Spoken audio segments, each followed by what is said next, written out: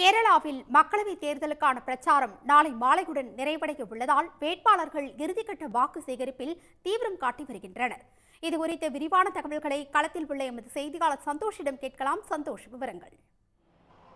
நாடாளுமன்ற தேர்தலை பொறுத்த வரைக்கும் பார்த்தீங்கன்னா கேரளாவில் இரண்டாவது கட்டமாக இந்த தேர்தல் நடைபெறுகிறது. தற்பொழுது கேரளாவினுடைய 20 தொகுதிகளுக்கான பிரச்சாரமானது நடைபெற்று கொண்டிருக்கிறது. இந்த பிரச்சாரமானது நாளை மாலை 6 மணியுடன் நிறைவு பெற இருக்கிறது.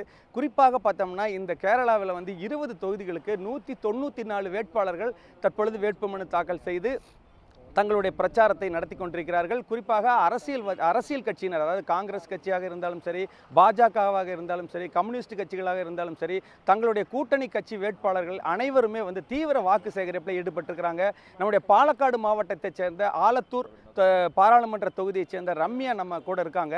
அவங்க கிட்ட கேட்போம், அவங்களுடைய கடந்த 60 நாட்களுக்காக இந்த பிரச்சாரத்தில் ஈடுபட்டிருக்கிறாங்க. அவங்க கிட்ட கேட்போம், இந்த பிரச்சாரம் எப்படி இருந்தது? ஏன்னா வேட்பாளர்களுக்கு ஒவ்வொரு நிமிடமும் முக்கியமானதாக கருதப்படக்கூடிய காரணத்தினால அவருடைய பிரச்சாரத்தினை பற்றி நம்ம இப்போ கேட்போம். இப்போ பொதுவாக நீங்கள் ஆலத்தூர் மண்டலத்தில் இருக்கீங்க. இப்போ என்ன மாதிரியான வாக்கு சேகரிப்பில் மக்கள்கிட்ட என்ன விஷயத்தை முன்னிறுத்தி நீங்கள் பண்ணிட்டு இருக்கிறீங்க? ஆദ്യം തന്നെ സൺ ടി വി പ്രേക്ഷകർക്ക് വണക്കം. என்னோட மண்டலத்தில் நிறைய பேர் என்னோட கான்ஸ்டுவன்சி இருக்குது அந்த தமிழ்நாடு பார்டர் தான், பொள்ளாச்சி பார்டர் தான். அதுக்கு நிறைய பேர் தமிழ் பாஷா சம்சாரிக்கிறவருக்கு இருக்குது. நிறைய பேர் விவசாயம் செய்யணும் ஆளுகள். அந்த இடத்துல நிறைய விஷயம் இருக்குது. முன்னாடியே நிறைய விஷயம் இருக்குது. இப்போ தண்ணி கிடைக்காத விஷயம், விவசாயத்துக்கு தண்ணி கிடைக்காதது, குடிக்கிறதுக்கு தண்ணி கிடைக்காத இஷ்யூ, അങ്ങനെ சின்ன விஷயம் இருக்குது. വലിയ விஷயங்களும் எல்லாம் இருக்குது. இப்போ நம்ம எலெக்ஷன் வரைக்கும் ஸ்டார்ட் பண்ணிட்டு இப்போ ஒரு மாதம் பின்னிட்டு இருக்காണ്. இப்போ எல்லாரும் இப்போ காங்கிரஸுக்கு UDFக்கு கூட இருக்குது இப்போ எல்லாரும். അപ്പോൾ അതുകൊണ്ട് കേരളാവിൽ 20 സീറ്റിൽ 20 സീറ്റും കോൺഗ്രസ് കക്ഷി UDF முன்னணி നേടും. இப்போ நீங்கள் ஏற்கனவே இந்த பாராளுமன்ற தொகுதியில் எம்பியாக இருக்கிறீங்க. இந்த 5 ஆண்டுகளில் நீங்கள் மக்களுக்கு என்னென்ன விஷயங்கள் செய்ய முடிஞ்சது, என்னென்ன விஷயங்கள் செய்ய முடியாத ஒரு நிலை ஏற்பட்டுச்சு, அதுக்கு என்ன காரணம்னு நினைக்கிறேன்? இப்போ நம்ம விவசாய ஏரியாவில் நிறைய விஷயம் நம்ம சென்ட்ரல் கவர்மெண்ட்க்கு பக்கத்திலும் അതുപോലെ state government through central government issue ചിന്ന പ്രോജക്റ്റുകൾ നമ്മൾ സബ്മിറ്റ് பண்ணியாச்சு. കാരണം ഓരോ ടൈമിലും ഇവർ ഈ റൈസ് നെല്ല് എടുക്കുന്ന ടൈമിൽ ഒത്തിരി ലാഗിങ് വരുന്ന, അപ്പോൾ അത് ഒരു പെരിയ ഇഷ്യൂ தான். അവർക്ക് നെല്ല് എടുത്തു പോകും, ക്യാഷ് കിട്ടാത്ത വിഷയം, അതേപോലെ തന്നെ ലോൺ എടുക്കും, ലോൺ റീഫണ്ട് ഇല്ലാത്ത വിഷയം, അങ്ങനെ நிறைய விஷயம் இருக்குது. அதெல்லாம் നമ്മൾ சென்ட்ரல் கவர்மெண்டோட ஒரு ப்ராஜெக்ட் அந்த குட்டநாடன் பேக்கேஜ் இருக்குது கேரளாவில். அது மாதிரி பாலக்காடன் பேக்கேஜ் வேணும்னு சொல்லிட்டு அவர் இதுவரை அதுக்கு ஒரு டைரக்ஷனும் எடுக்காது. அந்த மாதிரி நிறைய விஷயங்கள் இருக்குது. அது மாதிரி அதுபோல் பொள்ளாச்சி ரூட்டில் தான் என்னோட கான்ஸ்டுவன்சியில் இருக்கும் அந்த பரம்பிக்குளம் ஏரியாவில் எலக்ட்ரிசிட்டி கிடைக்காது. இப்போ நான் வந்ததுக்கு சேஷம் அந்த சோலார் பேனல் போட்டாச்சு. அந்த இடத்துல இப்போ நிறைய லைட்டு ப்ராஜெக்ட் வச்சாது.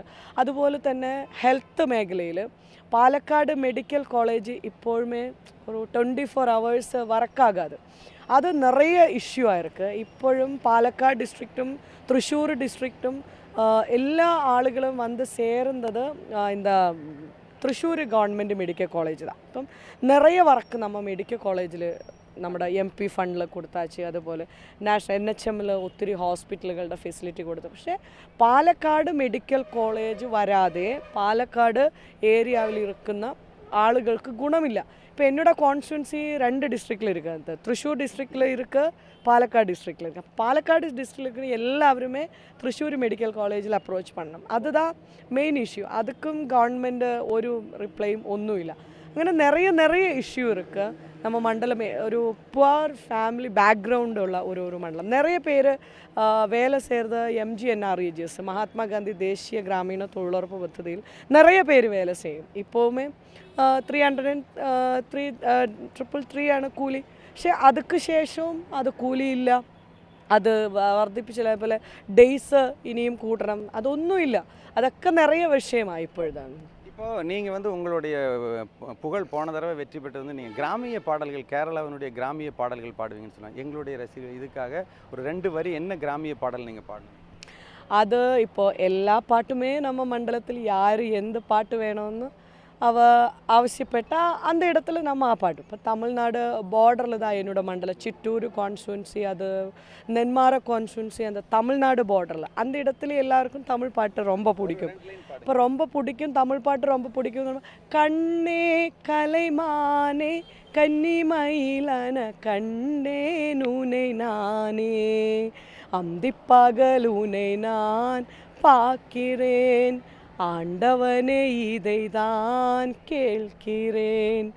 இது பாட்டு அவருக்கு ரொம்ப பிடிக்கும். அதுக்கு இப்போ அம்மாமார் நிறைய பேர் ரோட்டில் நம்ம இந்த பப்ளிக் மீட்டிங் இருக்கும்போது எல்லா அம்மாமாரும் அந்த ரோட்டில் வந்து நிற்கும்போது அம்மாமார் இப்போ லாஸ்ட் டேயில் ஒரு அம்மா வர்றோம், ஆடியில் சேதி சொல்லி ஆவணியில் தேதி வச்சு சேதி சொன்ன மன்ன வருதா, எனக்கு சேதி சொன்ன மன்ன வருதா, சொந்தம் சொல்லி நெற்றியிலே குங்குமத்தை வச்சேயே மன்னவருதா.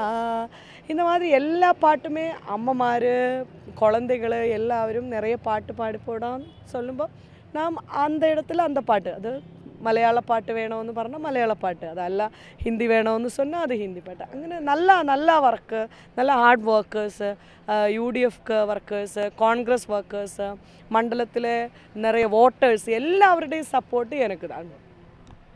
அதாவது பார்த்தீங்கன்னா ஒவ்வொரு வேட்பாளர்களுமே ஒவ்வொரு யுக்தியை கையாண்டு தான் வந்து தேர்தல் பிரச்சாரத்தில் ஈடுபட்டுக்கிறாங்க. ரம்யாவை பொறுத்த வரைக்கும் பார்த்தீங்கன்னா அவங்க வந்து கிராமிய பாடல்கள், சினிமா பாடல்களை பாடி மக்கள் இடத்துல வாக்கு சேகரித்துட்டு இருக்கிறாங்க. இன்னும் ஒரு 24 மணி நேரம் தான் வந்து நேரம் இருக்கிறது. அந்த நேரத்திலையும் ஒவ்வொரு வேட்பாளர்களும் தங்களுடைய தேர்தல் பிரச்சாரத்துக்காக மக்களை சந்தித்து வாக்குகளை கேரளாவில் வந்து சேகரித்துட்டு வர்றாங்க.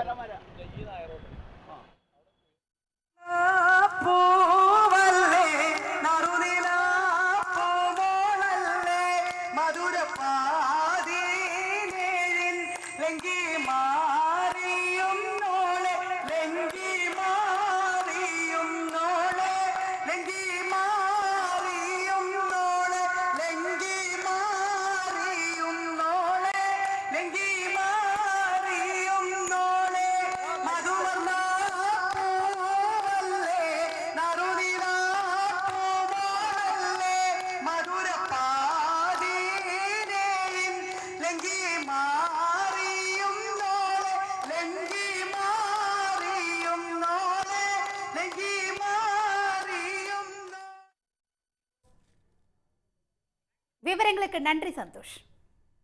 உடனுக்குடன் செய்திகளை தெரிந்து கொள்ள சன் நியூஸ் பெல் ஐகானை கிளிக் பண்ணுங்க.